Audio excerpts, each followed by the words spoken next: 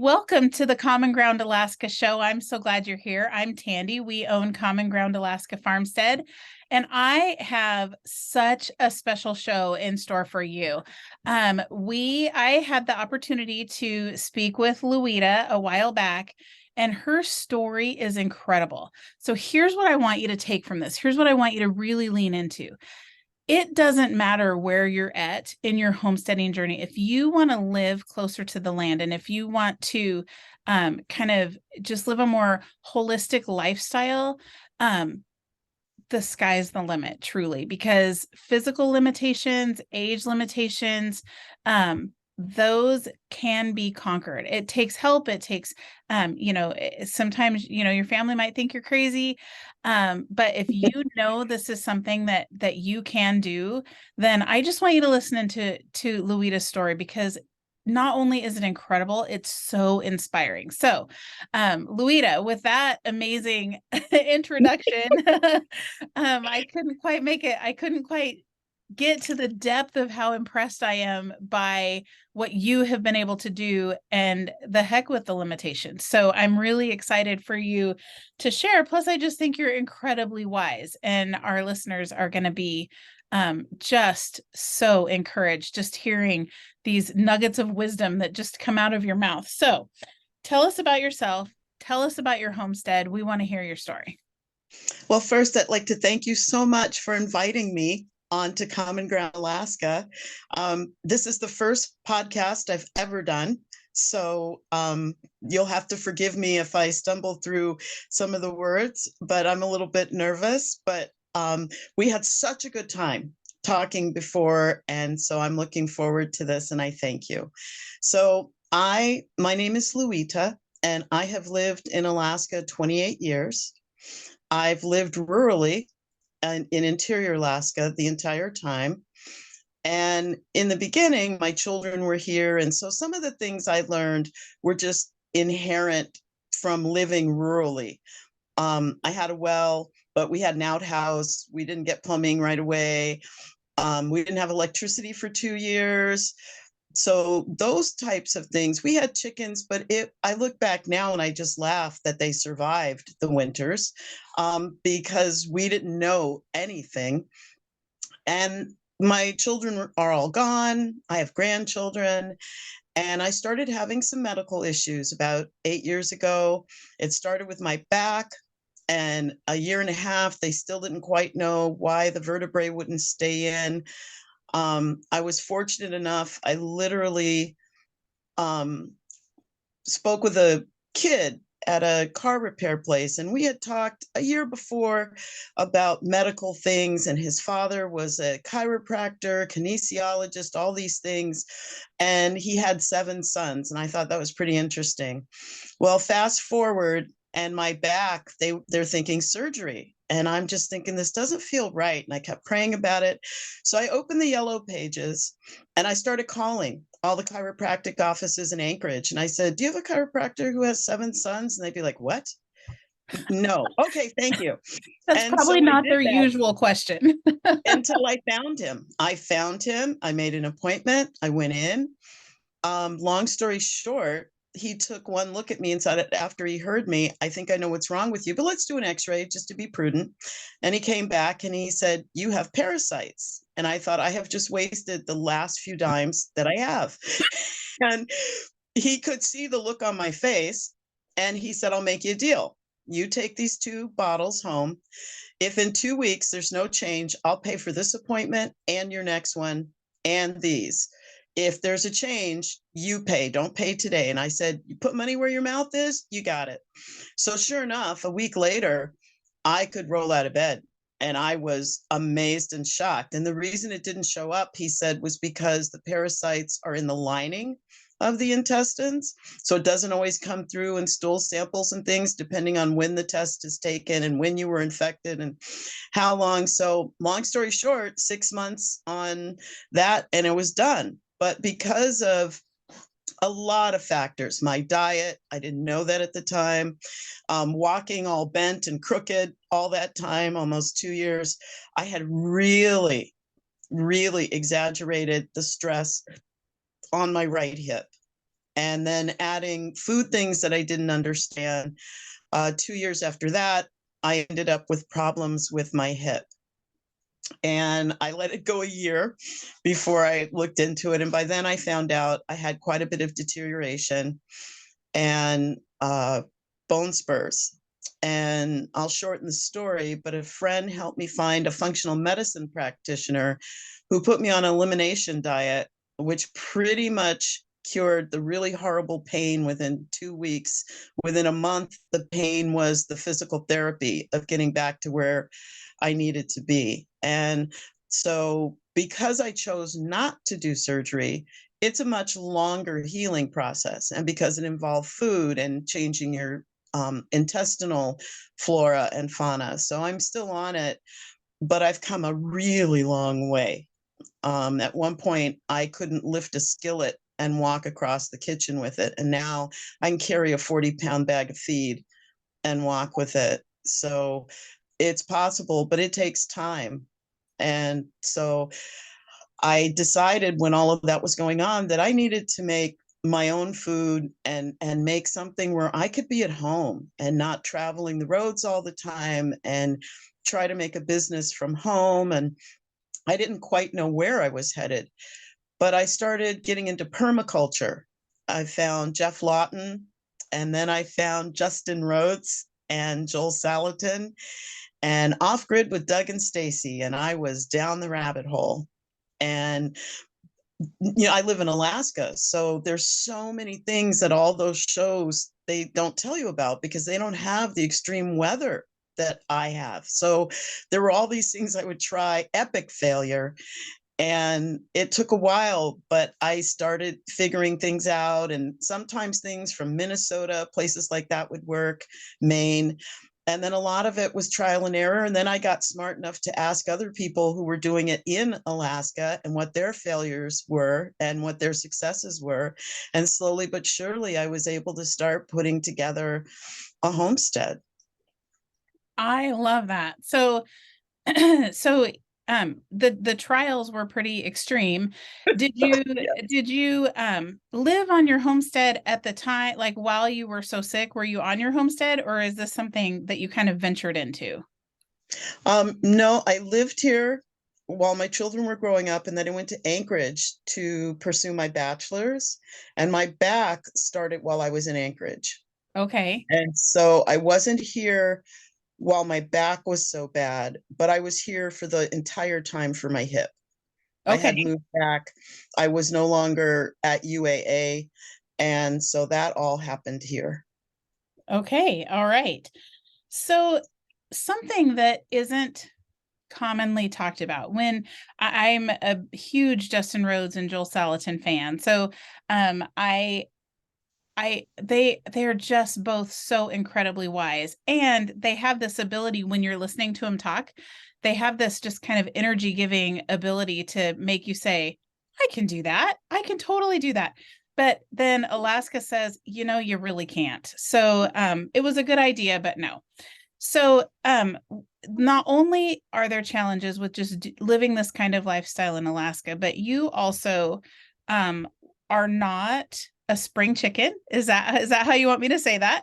So That's correct. you were older and you had physical limitations, and then you said, I think I want to go back to the homestead. Is that right? And your kids Yes. probably said, Mom, that's probably not the greatest idea. My daughter is like I am, my youngest, and bless her heart, she's always like, well, she won't just say that. She'll say, well, have you considered this? Have you considered that? What do you think you want to do about this, Mom? And then if I can't come up with something, she'll say, well, you might want to try that, might work. She's always my cheerleader. That's, my youngest is 12, but all of my kids are really my cheerleaders. I guess I should just say that.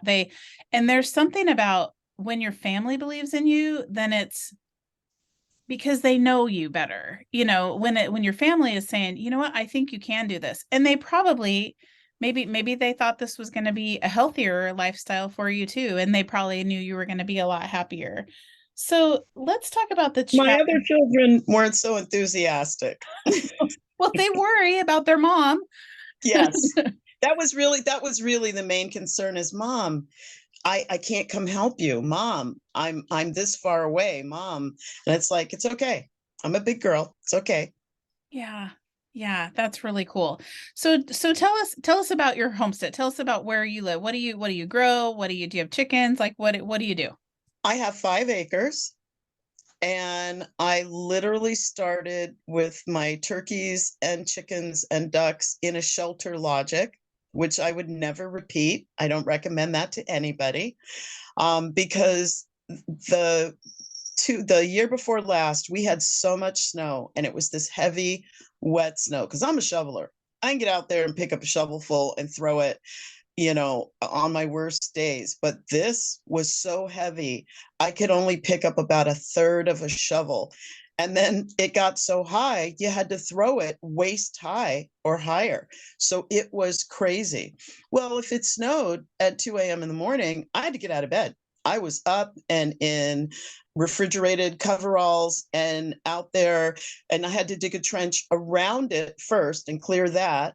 And then I could let the snow off the roof and then take that snow and throw it up over so there was nothing against the walls. And it was a long winter, lots of exercise, but a long winter. And for me, because at that point I was so much weaker with my hip, it took forever for me to shovel that much snow and to get out there.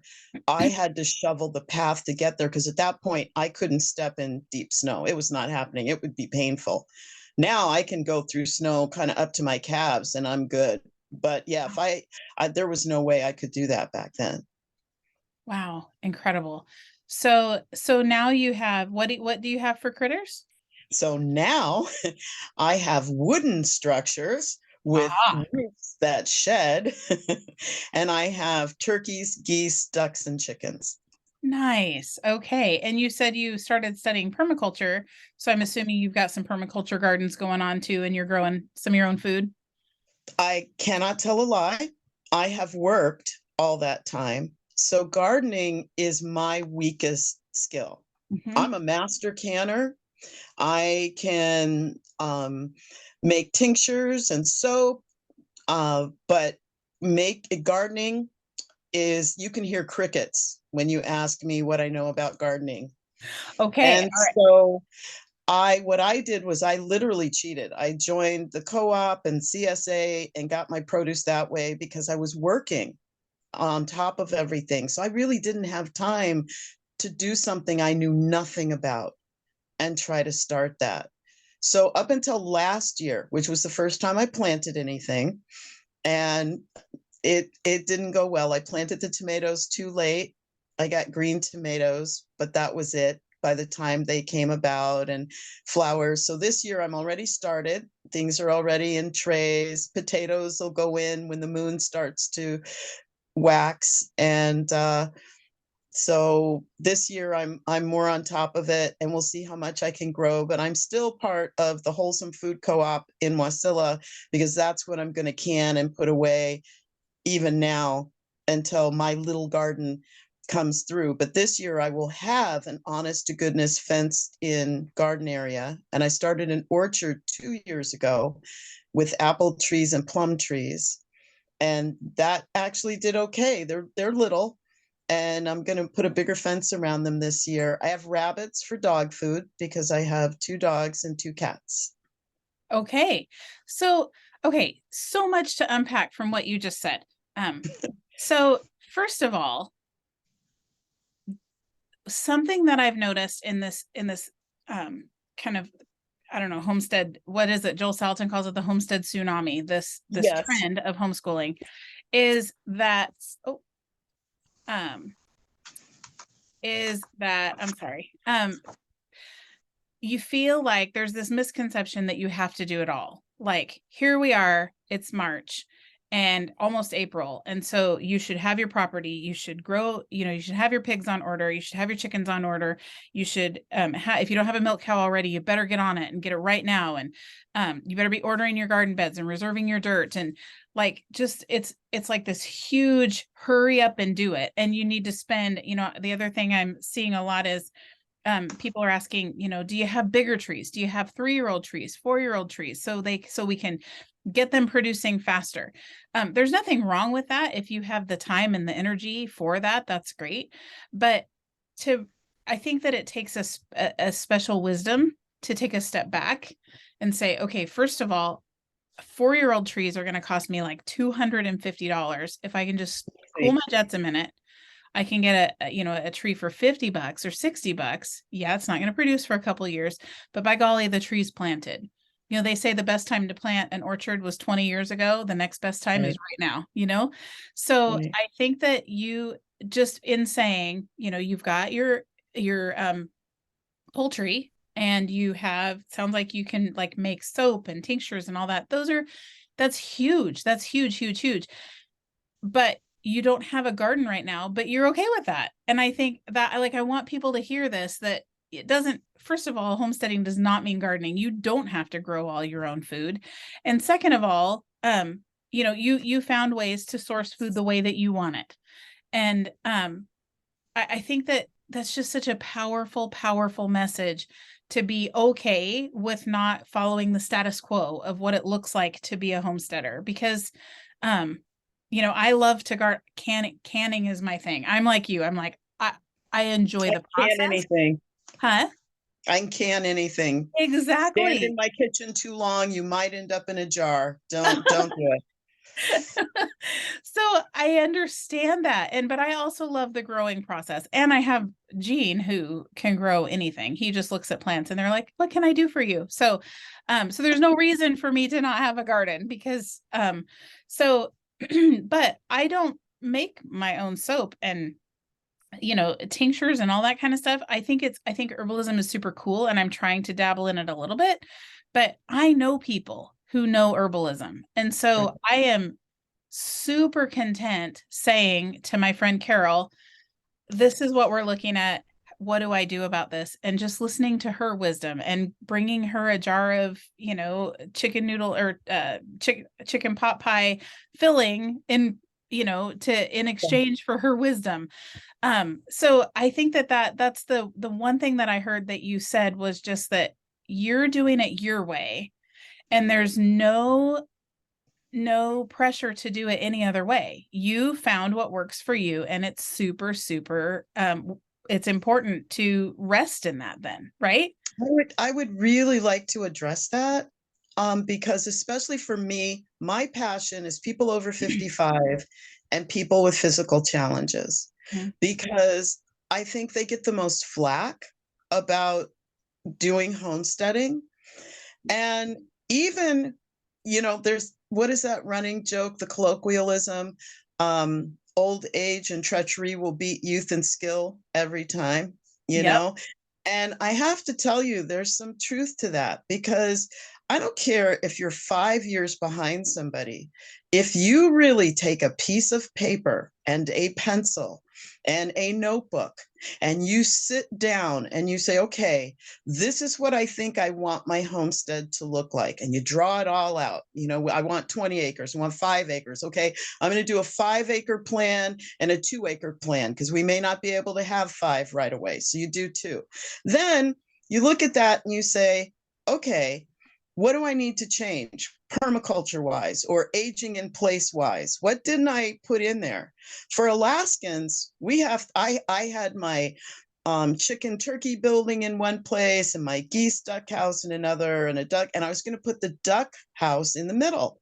And it looked so cute until I really looked at it and went, let's see you get a snow plow or even a snow blower between those 2 buildings. And if it's a heavy snow year, where are you throwing the snow as you walk between them? At which point the duck house moved, because it was not a practical idea.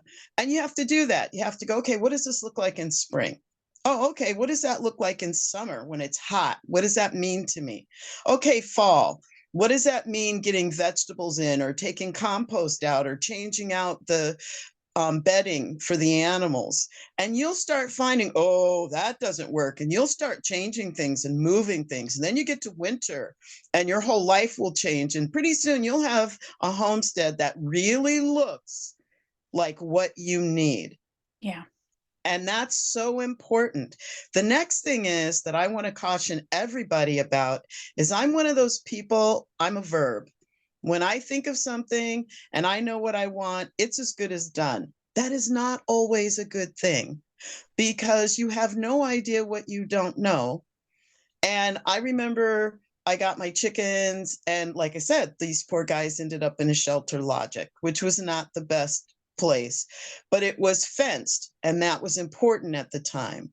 Because I have bears in my area, and we had some neighbors' dogs, and I didn't have a dog that could stay out at night kind of thing. I have a livestock guardian puppy that's in training right now that'll be a year old next month. And so that's going to be his job, and he's fine outside on super cold nights, and especially if he has a dog house, he'll be great.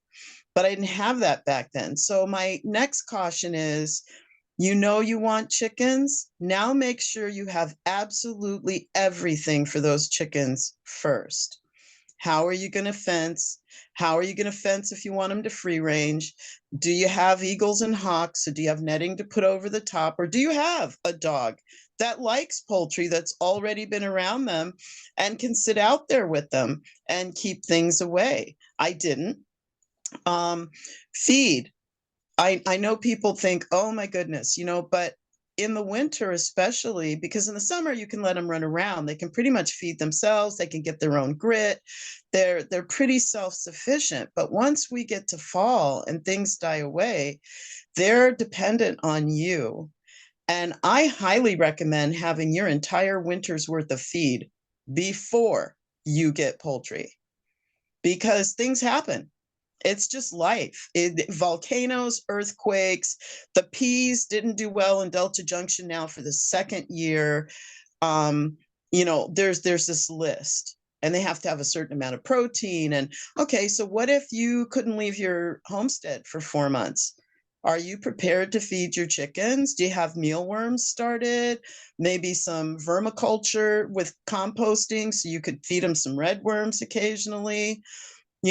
Is it insulated? I don't do lights because I believe the birds need a little bit of a break, but I do believe it needs to be insulated because I get down to -40 where I am. So that's just fair. And it's really funny because the chickens will look out and see the snow and go, nope, we're staying in here. But the geese and the ducks, they'll be out in a snowstorm. It can be a blizzard, and the geese will be out there with their wings up going, you call this a storm?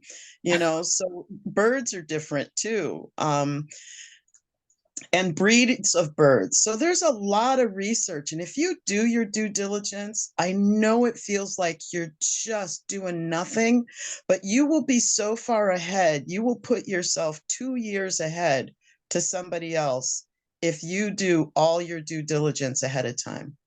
And make sure as you get livestock, you're totally set up, medical, keeping them, feeding them for that livestock.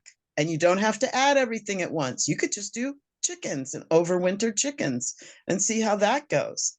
And then add ducks that spring and put in a pond and then overwinter those two and see how that goes.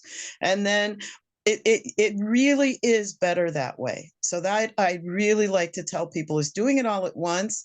Even if you do it, you're going to regret it because it's a lot to take care of. And when that's not part of your regular schedule yet, you're going to feel overwhelmed. Yeah. And it's a lot to learn. Yes. And the learning curve is huge, and it's tough to, I wish I could remember. I'm trying to remember exactly what he said, but Joel Salatin in a show that I was listening to, he said I forget exactly what he said. When the freak snowstorm comes and your tomatoes don't ripen and all this stuff, he said, when you're in your second year of homesteading and all of a sudden, or at the end of your first year and all of a sudden things don't work. It's hard when it's one or two things. Then you can kind of have that everything is figure outable attitude. Well, we can get through this. We can figure this out. We can figure out what to do with green tomatoes or whatever, bring them in and ripen them, whatever we need to do. But when everything is, because everything is new and you're having to learn it, it's really tough. Yeah, I think that's important. Another thing to kind of piggyback off of that, we're going backwards. So we've always had chickens, and we have them year round for eggs. And this year we've decided that for a year or for one winter at least, we're not going to have any animals over winter. So Oh, we're growing out a pig. Well, we're growing out a few pigs. We're growing out a couple pigs and for us and for our son. And then we're also growing out meat chickens, but we're just looking at what can we do. I buy my beef locally from a local farmer. We get milk from a local farmer. So we're just figuring out what can we do that we can just not have any livestock for one winter, just because it's kind of nice to have a break once in a while. And it's really easy to find someone to watch the house and the dogs. It's a little harder when you have a bunch of livestock. So for that reason, we're taking a step back. And I almost think, although the idea of butchering chickens is a whole different thing than if you want egg chickens, but maybe having, 10 chickens over the summer, learn that. If it doesn't work, you can always butcher them. You can always eat them. Or if you want to go into, if you've got a multi-purpose bird, a buckeye or whatever those multi-purpose birds are, then you can keep them over. But again, just realizing that it's a huge undertaking. And like you said, it's expensive. So come fall, we do the same thing with our meat chickens this year. We actually purchased all of their feed. We purchased the chickens, we purchased the feed, we are changing their outdoor their free ranging, and so we're kind of changing how we're doing it. So everything is bought, it's ready to go. And it feels better that way because now I know I'm going to provide for these chickens no matter what. It's done. Before the chickens are even here, we already have over 2 tons of feed in our barn. So I agree with you. It feels better to know that you're prepared. You have everything you need to do for the lifespan of the animals, or at least through the winter. And then it gives you some time to figure things out if things go kind of sideways. and there's always a way to, what do I want to say? There's always a way to back yourself up. I'm one of those people that believes that one is none, two might do, three is key, four is more, and five to thrive. So if you don't have 5 ways to do something, you need to keep on it. And if you're just starting out, and this is what I tell people, there's no way to do it all, and you don't do it all at once. So getting property in and of itself is a huge decision with lots of due diligence. If you're really going to do everything, local codes, rights, your neighbors, what's within 20 miles of you in every direction. If you're really going to do your homework, that'll take time. So if you found your property and it's got water on it or shallow wells, or you can make a shallow well, you just did 50% of the journey. Congratulate yourself. And believe me, that's huge. And if you're over 55 or physically challenged, does this piece of land suit your challenges? And that's a really big deal too. To know, for me, I can pretty much walk anywhere. I can't stand for long periods of time, and I can't kneel down like most people can easily. It takes some. And being on my knees, I have to be in knee pads, and even then it's got to be kind of soft ground, or I'll put a towel under the one side kind of thing. So it's not just something where I just kneel down. That's not happening. And so for me, I can do ground that has a higher spot and use gravity feed water and something else. But what if somebody was in a wheelchair? Yeah. Or what if their knees are really bad, or Mm-hmm. their hips are really bad? Because surgery doesn't always cure everything, which is why I elected not to. I'd rather fix the problem so nothing else goes out, was my theory. So, but somebody else wouldn't be able to use the property I can use. By the same token, somebody else who got this property because it's really virgin. Oh my goodness, it is rough. It has trees down. But walking isn't a problem for them. They can step over stuff and their problem is their shoulders or their arm. That's a perfect piece of property for them because they can clear with a scythe. They can pay somebody maybe to do some of the wood stuff, or they can use mechanical means to clear the wood, and things that don't require them to use their shoulders so much or their arms so much. So you have to look at your individual situation. Do you have more money than you have physical ability? Okay, let's say you don't have a lot of money. Well, then it becomes a thing about resources and thinking outside the box and being able to do more for yourself. But if you're older, one of the things I tell people, even if you're younger, if you've been doing a desk job for 15 years and you're 35, you're in no better shape than a 65-year-old that's starting. You're in the same place. Don't even kid yourself, because if they've been hunting and fishing and moving all their life, they're ahead of you. they, You they got that just are. right. So when you're doing something like this, you have to know that you've got to physically get into shape. So while you're creating your homestead, drawing on paper, looking up all those statutes and laws and building codes, you should be in an exercise program to strengthen your body so that you don't hurt yourself. This is being so at that point, you want to be able to strengthen yourself so that you can do what you need to do and not hurt yourself. And so that takes some time and energy, and it takes thought. So I'm always doing, I can be in the kitchen and I'll lean back and do push-ups off the countertop and things, just all day long, and wall Pilates and exercise and things, because I'm standing there. If I'm going to watch YouTube, I try to put my little step thing up and take some steps. If I'm going to watch YouTube, I might as well do something practical. And those little things make a huge difference in your ability and your balance, which is my still kind of an issue for me, is balance. And so, but it's all doable. You just have to think it through. And if you don't have skills like building, CPR, medical stuff, now is the time while you're looking for that property. You're not wasting time. You're not behind the curve. Go get the skills you need. That's amazing. That's so true. It's so true. It's not something I think that people often think of when they want to start doing this, is if you aren't strong when you get started, then you really can hurt yourself, and then you're really going to be in a pickle. So yeah, getting yourself into shape is an important thing.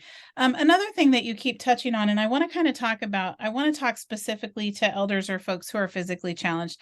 You're talking about bare land, and planning and thinking through kind of what you want your homestead to look like.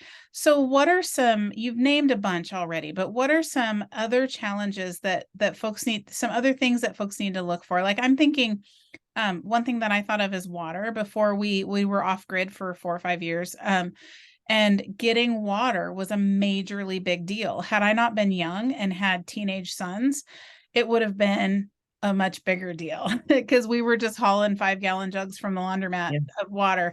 Yes.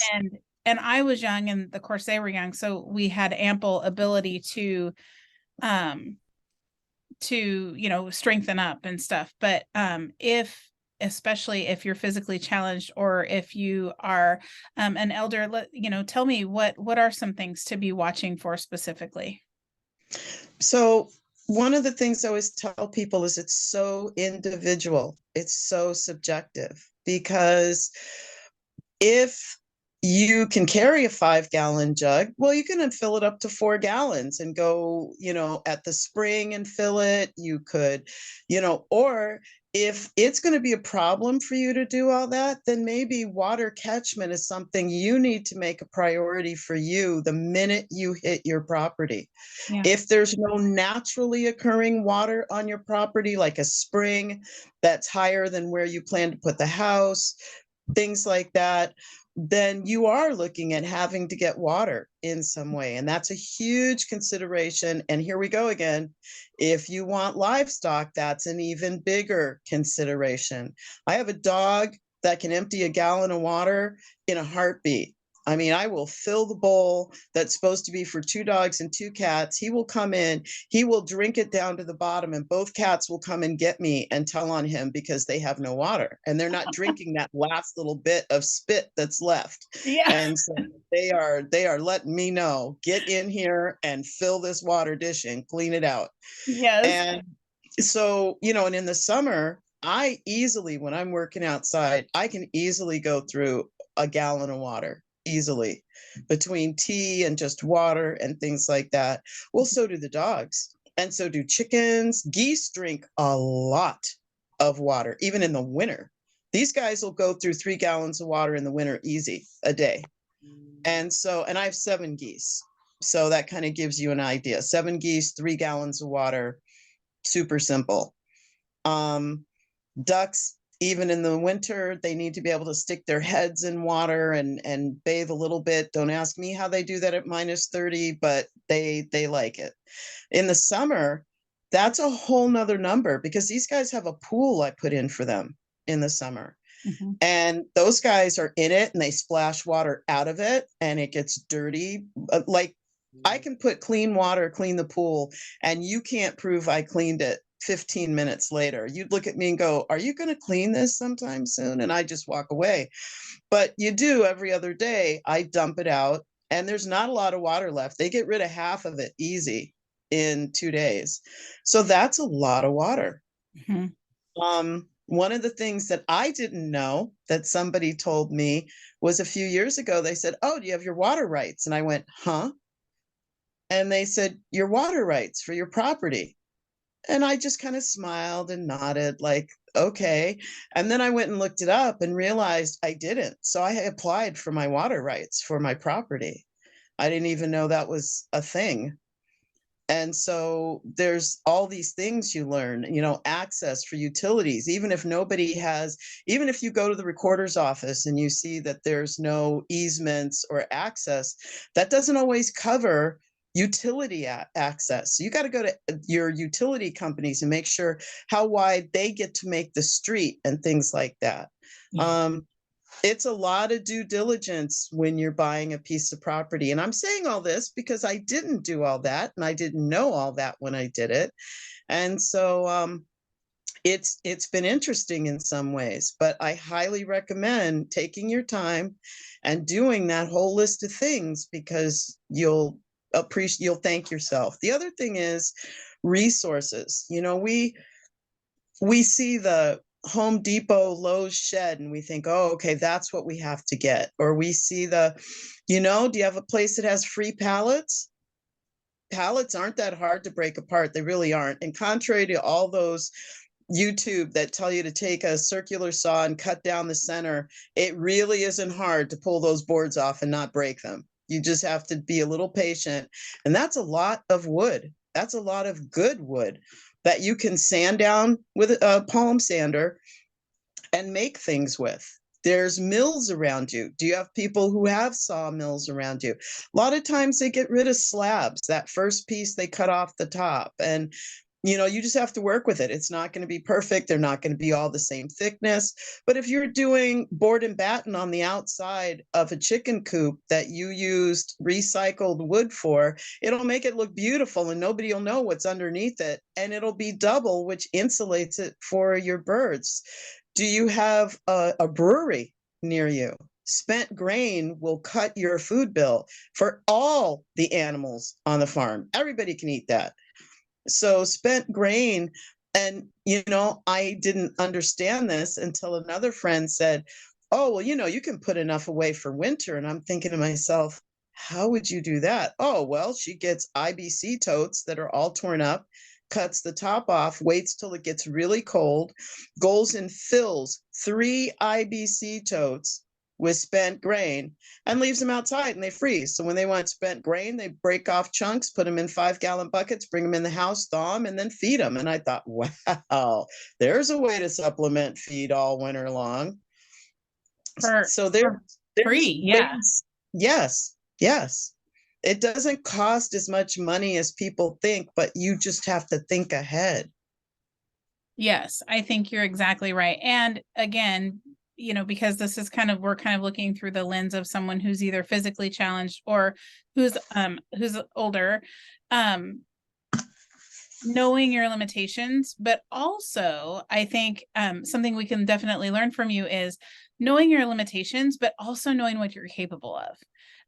Because over time, your limitations have lessened because you're active on your homestead, like you were talking about the not being able to walk through snow hardly at all. Now you can get it up, to your calves, and I think that's really good to think about. Number one, it's a healthier lifestyle. I mean, I hear people all the time. They say, I retired, and then they lose their health, and but and I think a lot of times it's because they don't have the work to go to or whatever.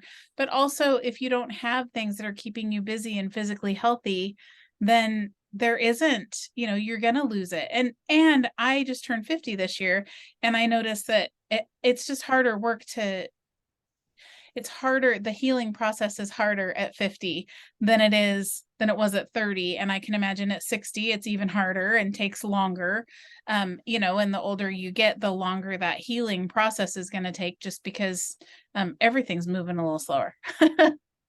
Well, I'm really blessed in, like you, I have friends that are much farther along in homeopathic medicine and stuff. So they help me out. I'll say, oh, what about, and they'll be like, oh, do this. And I'll teach you how to make that next time. And it's like, okay. And that's how I learn, is a little bit at a time. I'm really fortunate because I have a lot of skills. So I'm not great at running heavy equipment, but I can. I can frame. I understand that. And I acquired tools a little bit at a time. And because I've always wanted to live rurally, I have hand tools and power tools. So if there was no electricity, we'd just have to get out the other drill and the brace and the bits and drill holes and hammer. And, I can do that. And so that's another thing that I tell people is you get overwhelmed if you look at the whole picture. But the way to do anything, you eat an elephant one bite at a time. So once you find your land, once you know what, and that's the thing that takes away your overwhelm. The reason you want to do these lists and all this drawing and all this talking is because it will take you out of the overwhelm. Once you know what your land requirements are, you know exactly what you're looking for. It's no longer this big, horrible game. You know exactly what it has to meet for you. It didn't have to have water for me. I had younger kids. I could haul water. I can still haul water. But if that's not something you can do, but I'm getting older. So I'm putting in water catchment this summer, and I'm putting in a tank that I can fill once a week for the birds, and I can just open that instead of hauling water out to them. So that's another thing, is you improve every year. Every year you get improvement, or at least I do. And so if you start with just a piece of land and something to live in that's insulated, there you go. If that's all you get done the first year, good job. Because now you know where everything else is going. And there's ways to get help for free. That's the other thing I tell people. Is I've been working on a course because I hear so many people go, well, how do I do this? How do I do that? How do I do it? There is so much free information and help out there. The state has foresters who would love to do nothing more than come to your property and walk it with you and say, oh, that's a wet area. That's a good place to plant berries and this and that. And that's a good place to build a house because this, and this. And you know what? If you were going to do a garden, I would put it right there because you've got this, you've got that. You need to cut down those trees. Those are a danger. And for free. They'll walk through your whole property with you for free and give you all that information. You don't have to spend a fortune for land. Every state in the union has a land auction. Every state. And most people don't want remote or rural property. So, or they've lost it, foreclosure. So if you look, you can find land inexpensively. You don't have to pay those outrageous prices. You pay the state, it's usually 3 to 5% that they finance it for you. Where are you going to find that? Yeah, you're right. You're exactly right there.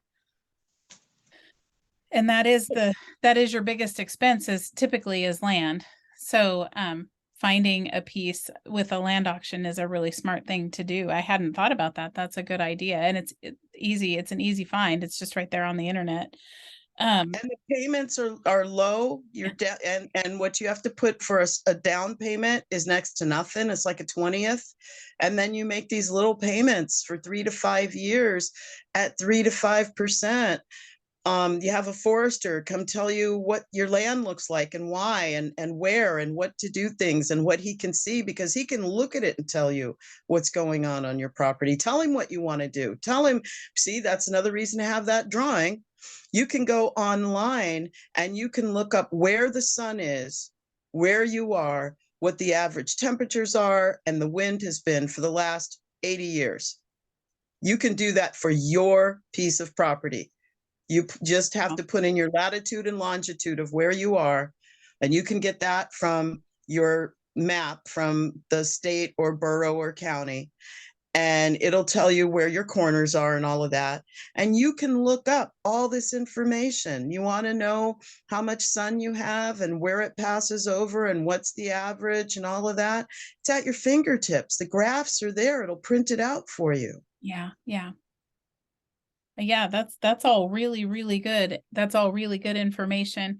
Another thought that I had too, if you're maybe going to have, some health challenges or something, a lot of people, when they plant an orchard, they plant trees. And I'm wondering if, so our apple trees are planted on, Jean's not right here, but I think they're on semi-dwarf rootstock. So they're never going to be 50-foot tall trees like we Right. wouldn't be anyway, like we have in Oregon, but it's an Alaska hardy rootstock and it is a little shorter.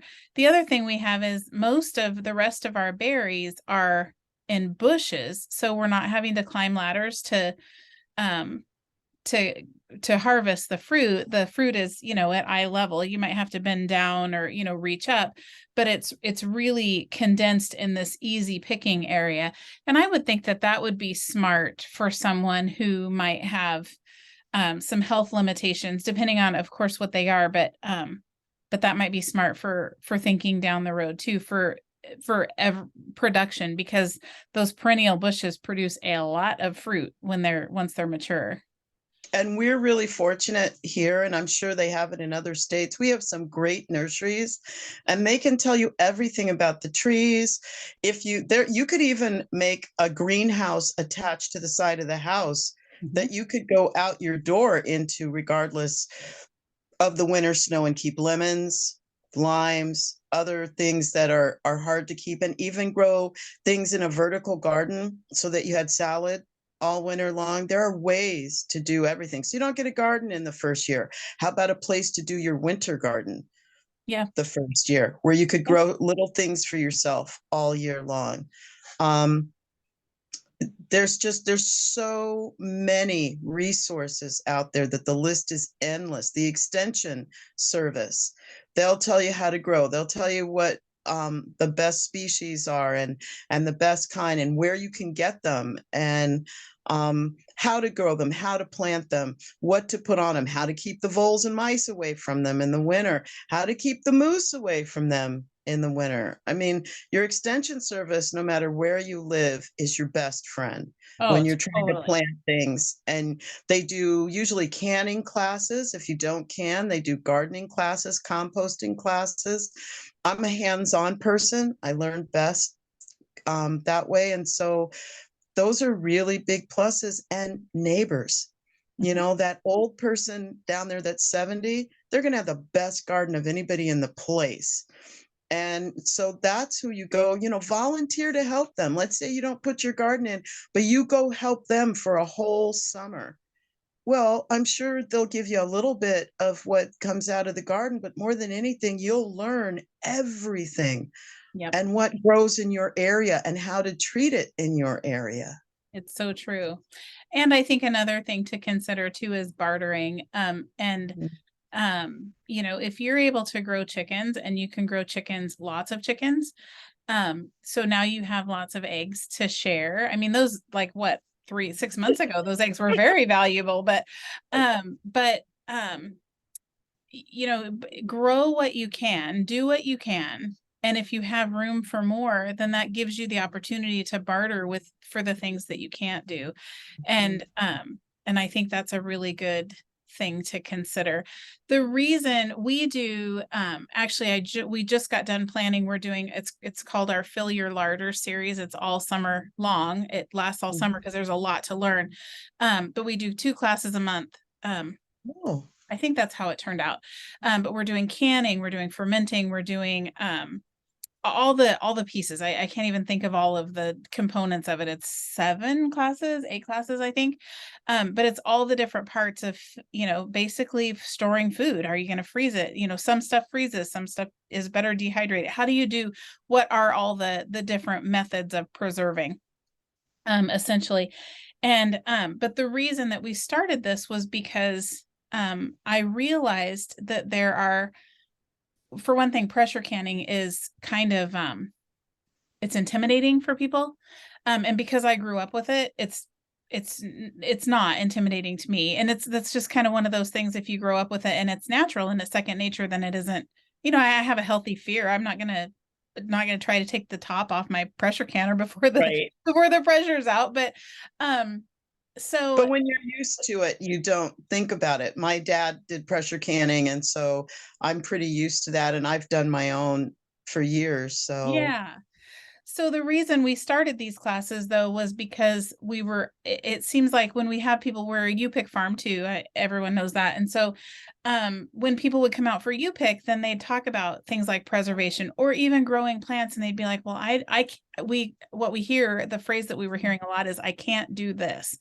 And I'm not a very, I can't very well. Like, yeah, I see it as a challenge. You can't? yeah, Well, then let's do it. Let's figure out how. And there exactly. are some I can'ts in Alaska. I would be stupid to plant a peach tree in the middle of my zone 2 orchard, plant an Alberta peach tree in the middle of my zone 2 orchard. That wouldn't be a wise thing to do. I realize there are things that really wouldn't be wise, but there are things we can do when we get just a little bit creative, or just when we have more knowledge. And that's the whole reason we're doing these classes, is just to get the knowledge in the hands of the people so that more people can do more things. And selfishly, because I want to have this community, I'm enjoying building a community around me, people like you who are so incredibly wise, and we're learning from each other, and we're giving and we're taking, and we're, it's kind of this beautiful symbiotic, I don't know, world, kind of. And we're all like-minded in a way that we're certainly not politically like-minded. I like to tell the story that last year, 2 years ago, in our orchard, the cars were all parked, and there was a car with was the election 2 years ago? I can't even remember. But there was a car with a Biden sticker parked next to a car with a Trump sticker. And I remember just looking at that, and I just cried. And I was like, as divided as our nation is, these 2 people are out in my orchard picking together, and they're getting along. And that is so cool. It just And I agree with you. felt Up here, profound. those things, we can sit down at lunch and discuss politics up here. I couldn't believe the stuff I saw in the lower 48, where people were egging people's houses and ripping up signs. And I thought, no wonder they don't want people to own guns down there. It's just like, that's ridiculous. Yeah. How immature can you get? Everybody is welcome to an opinion, and it doesn't have to be mine. Yeah. That's how you learn, is by discussing things with other people. But I my thing, the reason community is so important is, for me, I tried sauerkraut for the first time about 2 years ago. And it was epic fail. I mean, it wasn't even like it didn't taste good. I actually did something wrong and had to throw it out. Okay. And it was a gallon, and I felt so bad Oh, wasting all that food. Yes, exactly. And so the next year I tried it, and it wasn't quite as epic a fail, but it didn't taste great. I mean, let me put it to you this way. I put it out for the chickens and it took them a couple of days to decide that maybe, just maybe, they'd have to eat it because I wasn't feeding them a bunch of other stuff. So that should give you a clue. So I was saying this to somebody and she said, "Oh, come to my house. I'll teach you how." And I said, "Okay." So I came and she did. I picked up what she told me to get. I came to her house. We did it. It was much better.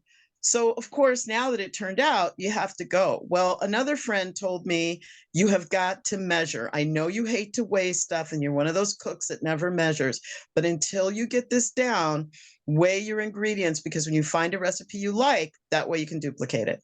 Mhm. And I remember, but I did it. Well, I came out with this recipe that had carrots and ginger and red and green cabbage and onions, and it actually tasted a little sweet when it was done, and it was killer. And so now I can proudly say, "Oh, yeah, I can do sauerkraut. I can do major sauerkraut." And now I know to put an apple in it, which kind of helps the whole thing. And so I tell people, you can't just say, "Oh, when I get there, I'll just go out on this farm we bought and I'll do all that stuff." It doesn't work like that. Your dirt could be different than mine, and you could do everything I tell you, and you are not going to get the crop I'm going to get because you haven't put 3 years of chicken compost down on the ground. You don't have rabbits. And so it doesn't work like that. You have to try all this stuff. You have to do all this stuff and then figure out what works for you. And for people 55 and physically challenged, you have to figure out, how wide do you need your paths? For Anne, a girl that comes and helps me, she's been the greatest boost to me. And I pay her to do certain chores because she's just faster. It's not that I can't do it. It's that she can move it all in an hour and it'll take me 3. But it's funny because she doesn't even make paths. She's really tall. So she just walks through the deep snow and punches through and gets there and carries it out. I would have had to shovel a path, period. Yes. Yes. And so those are the things you think about, when you're going to age in place.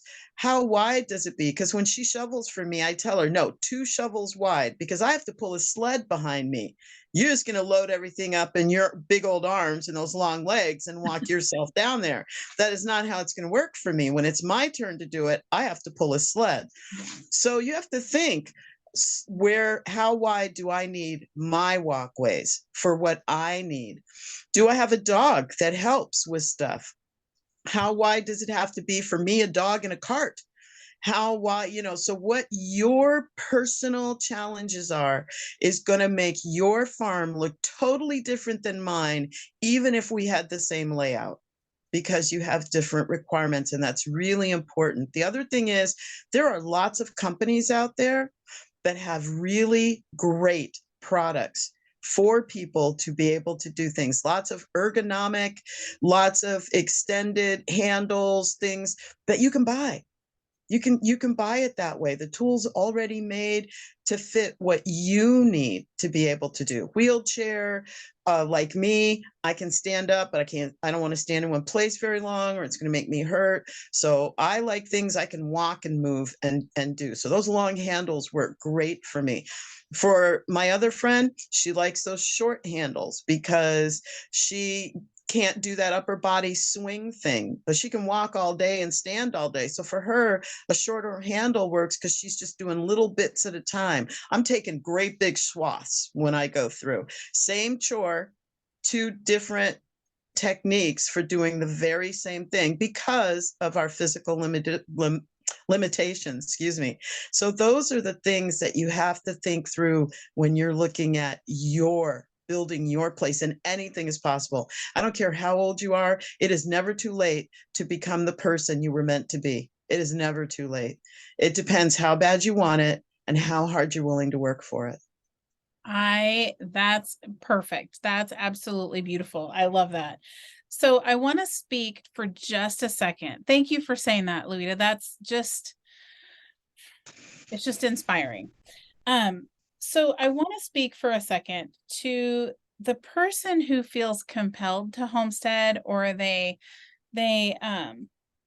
they feel called to this, or they just really desire this lifestyle, but Mhm. there's just this nagging, I can't, you know, I this and I think we all have that to a well, I'm facing that right now. I have a closet that's a disaster, and I open the closet and I'm like, I can't, and I close the door, but not to make light of it.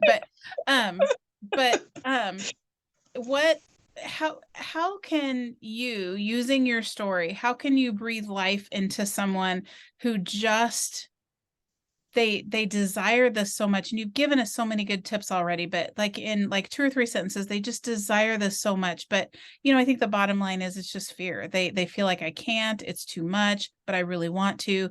How would you just encourage them? I would say to list what you consider are your strengths and your weaknesses personally. That way you know what you need to learn that would make you more comfortable in what you want to do. And the overwhelm is usually why we say we can't. We look at it and we go, well, she can build something. I can't. Well, she had already had chickens before. I've never owned a chicken before. Well, I've never had a piece of land. I've lived in the city my whole life. I kill African violets on my balcony, a garden. Okay, all right. So what you need to do is research what you think you want. What's your picture? When you close your eyes, if you could wave a magic wand, what would it look like? Well, I'd like to have a goat to milk, and I'd like to have some poultry and rabbits. Okay, that's an easy one. That's super simple. Rabbits are the easiest keepers. You need fencing around them. That's dog proof. You need a roof over their heads. You can have open sides, but in the winter, you need to put up tarps because the wind will get them. So you can keep the wind off of rabbits. You're set. You need frames to keep the cages off the ground, and you need cages. So what would I say? I'd say start looking at Craigslist when people are getting rid of hutches and cages and things. Go on YouTube and look at the different ones and go, oh no, I don't want one that works like that. Because part of the problem is because you don't know what you don't know and you don't know what to ask, you will buy things that eventually are not what you want. So if you can watch enough videos of different people and start getting an idea of your head, oh no, I want it to latch from the top down, or no, I don't want it to latch from the top down because that makes it too hard. The rabbit will come out and I can't move fast enough to catch it. I want it to latch this way. Well, there you go. There's an answer right there that you didn't know by just watching videos. And how do you eat an elephant? One bite at a time. So start looking at the things you want and what they involve. And you will find that the more you know, the less scary it becomes. Because what we're afraid of is the unknown. And I can't comes from not really knowing what it is you need to do. But once you look at it and see, well, wait a minute, they got 2 5-year-olds taking care of those rabbits. I can do that. I can So open a true. cage that opens that way. I can hand a carrot to a rabbit. I can get little bags of feed. No, not a 50-pounder, but those are 10-pound bags. That kid's carrying that bag. Well, there you go. You start seeing where you can do it. Or maybe you get a 50-pound bag because it's cheaper and you don't even take it out of your vehicle. You get that great kid at the place, the feed store, to put it in, and then you bring your little buckets that are 3 gallons, and you fill each one and you carry your little 3-gallon buckets down to the rabbitry. And now you can carry the feed because it's not a 50-pound bag. You don't even have to take it out of the vehicle and put it on a cart. You can empty it right there in the vehicle. I So that you can. so true, and it's so encouraging, and you're right, it's just taking one step at a time, and taking the fear and the unknown out of it, I think, is majorly key. And I also think sometimes it's when you look at the big picture feels overwhelming, because you look at the big picture and you think, I have to accomplish all of that. So sometimes, rather than, a lot of times you want to take a step back and get like the 30,000-foot view, but sometimes I think it's better to kind of zoom in, and what's one thing I can learn and feel Mhm. confident in. Like you said before, just get some chickens, start with chickens. They're the easy ones. you're successful with chickens. Now you can add some ducks. And now maybe you can start growing fodder for your chickens or start fermenting your chicken food. And then that leads you into, well, if it's better for the chickens, maybe I can make my own ferments. And, it just kind of leads, but it's a natural, it's not a forced, it's not a stressful, it's not a get it all done as fast as you can. It's just a natural progression. And that's kind of the heart of homesteading, I think. So before we close, Louetta, I really would like to hear about your homestead course, your what's it called? Course for Homesteading Elders. Can you tell us a little bit about it? What compelled you to write it? When will it be ready? Just give us all the details real quick. I'm gonna open my Facebook page this weekend, and then the actual course should be out in a couple of weeks. It was because of all the things I'm telling you, as I'd hear people go, "Oh, I'm 63. I can't do that." And I think of my father at 80 something splitting wood because he liked to. I can't split wood. I'm horrible at it. I mean, you'd sell tickets to watch me split wood. And I just, the technique has just escaped me. I can do a lot of things. That's not one of them. And he was 82, and he would split 5 cords of wood every summer. That was his exercise, as he called it, when we lived in Washington. And so, I think of him, and I think he broke his hip, and they always tell you, "Oh, you do that and you're over 60, give it up." Well, he was late 70s, early 80s, and he just wouldn't give up. He started with the walker, and he walked everywhere. I'd hear him down there walking, walking, walking. And then he went to a 3-prong cane, and they said, "Well, you should have your bed upstairs." And he was like, "Nope, my bedroom's downstairs." And so and pretty soon it was a walking stick, and he would walk the girls. They were little then, and it was their thing pretty much daily to go this long few mile route and see what changed every day. And as soon as he got to where he was on the 3-prong cane, they were back at the walk. And he graduated to a walking stick, and that was it. And it was kind of the worst break you can get, up at the top where it breaks right at the ball, and that never even slowed him down for very long, because that just wasn't who he was. And I think a lot of times when we listen to other people and other things, yes, that's a possibility. Anything is possible, but who are you? What do you want to do? And I wanted to encourage seniors and people with physical challenges. You can do this. You can milk a cow. You got to make your stanchion different. You have to build this different. You have to put ramps in, but you could do this. You could do this. It's just some modifications. Scaffolding, I'm not a big ladder person. And because of my hip, I'm not steady really on them anyway. So scaffolding for me and things like that. You can rent equipment that's really big. And if it's really expensive, what if 2 or 3 neighbors needed to use it, and you could rent it for 2 days and split it? There's stuff on Craigslist and the different local trading places that you can get things. And sometimes people they might not let you to borrow something that's really expensive, but they might say, "Hey, tell you what, you give me a dozen eggs every week for the next 8 weeks, and I'll come over and do that." Well, that's a great trade. Right. 3 hours of work done by somebody who knows what they're doing, who makes a huge difference, and you just have to fill an egg carton. Come on. That's a great deal anywhere on the planet. Yeah. Yeah, you're right. You're right. Well, I am excited to see your Facebook page, and I'm excited to see, we'll have the link to the Facebook page in the show notes. And once the course is released, I'll update the show notes so we can have a link to that as well. I did want to invite everyone to obviously follow us on YouTube. We're Common Ground Alaska. We're on Facebook. We're on Instagram. We have a website. We've got our classes coming up. We also have our courses that we offer.